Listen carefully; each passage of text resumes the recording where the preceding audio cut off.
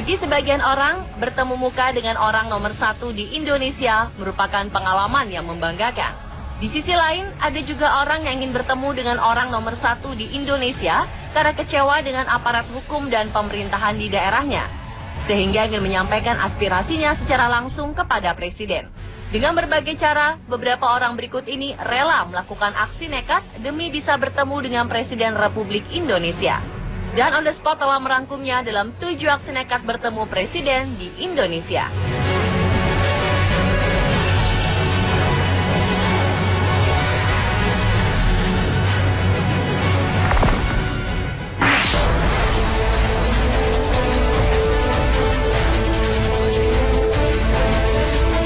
Pria bernama Yudi Karyono tengah melakukan perjalanan unik. Warga Panembahan Kraton Yogyakarta tersebut naik enggrang dari Yogyakarta ke Jakarta demi bisa bertemu dengan Presiden Jokowi.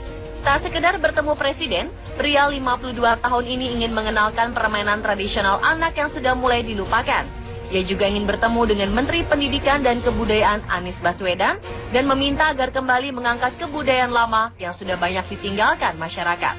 Yudi memulai perjalanannya pada Rabu 10 Juni 2015 sekitar pukul 8:40 waktu Indonesia Barat di kantor Kecamatan Kraton oleh Camat Kraton Yogyakarta. Ia bahkan membuat enggrang khusus yang terbuat dari besi agar bisa tahan lama dan tidak mudah rusak. Yudi memperkirakan bahwa dirinya membutuhkan setidaknya 1,5 bulan agar bisa sampai ke Istana Negara. Ia memiliki target dalam sehari dapat menempuh jarak 20 km.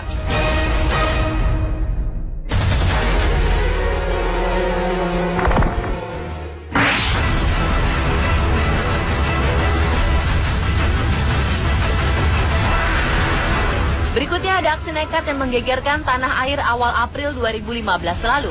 Seorang pemuda asal Pekanbaru Riau bernama Mario Stephen Ambarita nekat menyusup ke roda pesawat Garuda Indonesia dengan nomor penerbangan GA177 yang terbang dari Pekanbaru menuju Jakarta. Kepada petugas, ia mengaku nekat naik di roda pesawat menuju Jakarta untuk bertemu dengan Presiden Joko Widodo atau Jokowi. Saat dibawa petugas, pemuda berusia 21 tahun itu masih terhuyung saat berjalan. Hal ini dikarenakan ia pingsan akibat kekurangan oksigen saat ia terbang dari Pekanbaru menuju Jakarta di rongga roda pesawat. Dari rekonstruksi terungkap sebelumnya, Mario mengintai jadwal penerbangan di terminal. Setelah itu ia menuju samping terminal dan dari sana ia bisa mengintip pesawat tanpa ada larangan dari petugas. Dari sana, Mario kemudian menuju kawasan kargo bandara untuk menanti pesawat yang akan berangkat. Bahkan saat dalam pengintaian, Mario sempat tertidur di sebuah masjid dan kemudian terbangun ketika mendengar suara pesawatnya akan berangkat. Melihat pesawat tersebut, Mario kemudian menuju ujung landasan dengan memanjat pagar pembatas serta menerobos hutan yang berada di sekitar areal bandara. Kebetulan di kawasan itu pagar tak berduri dan memang sepi serta tidak ada penjaga. Alhasil, Mario pun menyelinap ke ruang roda belakang bagian kanan pesawat saat pesawat tersebut berhenti di ujung runway saat akan bersiap untuk lepas landas.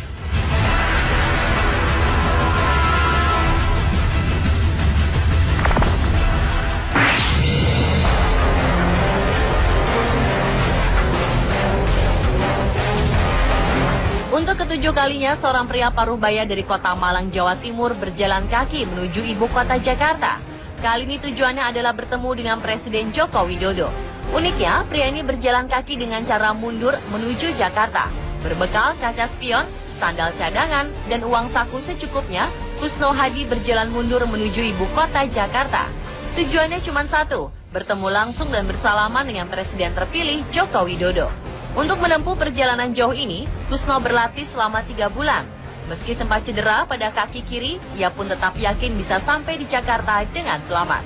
Aksinya ternyata bukan yang pertama kali. Ia sudah 6 kali ke Jakarta ingin bertemu langsung dengan para Presiden RI dengan mengayu becak dan berlari. Namun baru Gus Dur dan Megawati yang berhasil ditemuinya.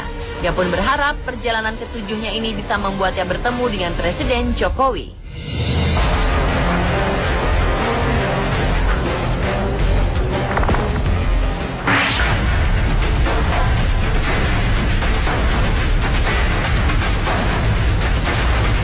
Senin 15 April 2013 lalu, seorang pria bernama Franciscus nekat memanjat menara sutet setinggi 50 meter dan bertegangan 150.000 volt di Jalan Keramat Bundar Senen, Jakarta Pusat. Aksinya ini dilakukan sebagai protes karena merasa tidak ada penyelesaian kasus tanah seluas 2,5 hektar di Flores, Nusa Tenggara Timur yang digunakan untuk pembangunan pembangkit tenaga listrik uap atau PLTU.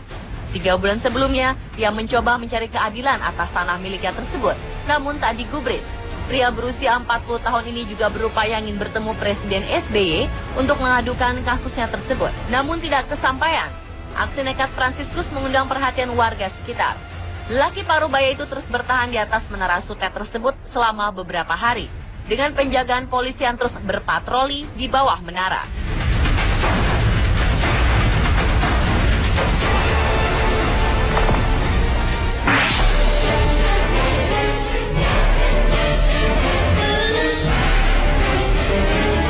Kemudian ada Helman Kamal Hussein. Usia yang sudah menginjak setengah abad tak membuatnya patah semangat. Diawali dengan keingintahuannya mengenai kekayaan alam dan budaya di seluruh Indonesia, pria berusia 53 tahun ini berpetualang keliling Indonesia dengan berjalan kaki dan ingin bertemu dengan Presiden Susilo Bambang Yudhoyono. Hanya dengan bermodalkan uang Rp200.000, tas ransel berisi perbekalan, dan bendera merah putih, warga asal Surabaya, Jawa Timur ini memulai perjalanannya sejak 25 November 2010 dengan tujuan Jakarta. Selain itu, Pulau Jawa, Sumatera, Kalimantan, Sulawesi, Ambon, Irian Jaya, NTT, NTB, dan Bali telah dilaluinya hanya dengan berjalan kaki. Untuk makan dan perbekalan yang diperlukan selama ini, Helman mengaku mendapatkan pemberian dari orang yang simpati terhadap aksinya. Lama melakukan perjalanan, ayah satu anak ini singgah di tiap kantor bupati, wali kota, DPRD, Polres, atau Dinas Pariwisata untuk meminta surat keterangan bahwa ia sudah sampai di daerah tersebut. Helman mengaku telah singgah ke Istana Negara Jakarta pada awal 2012 lalu, namun gagal bertemu Presiden SBY yang saat itu tengah melakukan kunjungan ke luar negeri dan hanya ditemui oleh Wapres Budiono.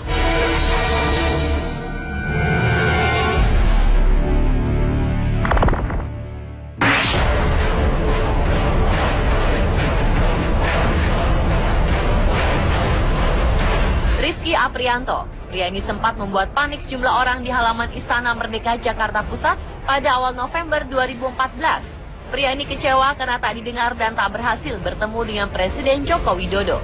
Ia pun lalu berniat untuk membakar diri. Sebelum melakukan aksi nekat bakar diri, Rifki bersama keempat temannya melakukan aksi jahit mulut saat berangkat dari Riau ke Jakarta untuk mendemo Bupati Kampar Riau agar segera diproses karena terlibat korupsi dengan nilai triliunan rupiah. Saat melakukan demo, tubuh Rifki sudah dalam keadaan basah oleh bensin yang didapatnya dari botol air minum kemasan yang dibawa di ranselnya. Ketika pria asal Riau itu mengeluarkan botol air mineral ukuran 1 liter dan menyiramkan bensin ke tubuhnya, petugas pun langsung mengamankan pelaku dan rekan-rekannya. Sesaat sebelum ia merogoh korek api di dalam tas ranselnya.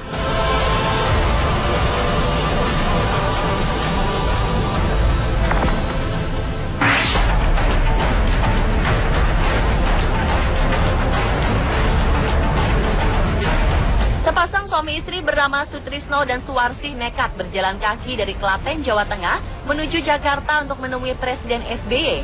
Dalam perjalanannya menuju Jakarta, pasangan suami istri yang berusia 66 tahun dan 58 tahun ini juga mengajak 4 cucunya, yaitu Suhartadi 19 tahun, Alip Nur 11 tahun, Sujabar Sidik 9 tahun, serta Bambang 4,5 tahun. Mereka berangkat dari Klaten sejak tanggal 12 November 2012 lalu. Mereka menuntut keadilan kepada Presiden, Komnas HAM, dan Mahkamah Agung atas kasus perusakan rumahnya yang dilakukan sekelompok orang dan oknum polisi pada tahun 1998 silam. Pasca perusakan rumahnya itu, Sutrisno sempat melaporkan kasus tersebut. Tapi anehnya, justru malah ia yang ditahan dan dijadikan tersangka oleh polisi. Sementara para pelaku perusakan justru masih bebas berkeliaran hingga saat ini. Motif perusakan rumah diduga karena Sutrisno telah membongkar penyelewengan keuangan yang dilakukan oleh oknum perangkat desanya pada masa itu. Akibat peristiwa tersebut, dirinya kehilangan tempat tinggal dan kehilangan pekerjaan. Sutrisno berharap Presiden berkenan menerima kedatangannya serta dapat mengambil keputusan yang tepat sehingga dirinya bisa mendapatkan keadilan yang sudah belasan tahun didambakannya.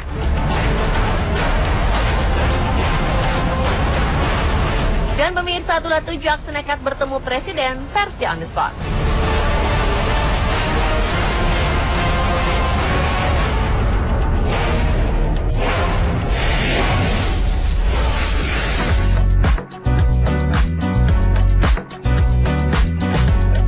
Polisi ini menolong seseorang yang terjebak di dalam mobil saat terjadi ledakan di sebuah pom bensin. Berhasilkah polisi ini menyelamatkan orang tersebut atau malah mencelakai dirinya sendiri?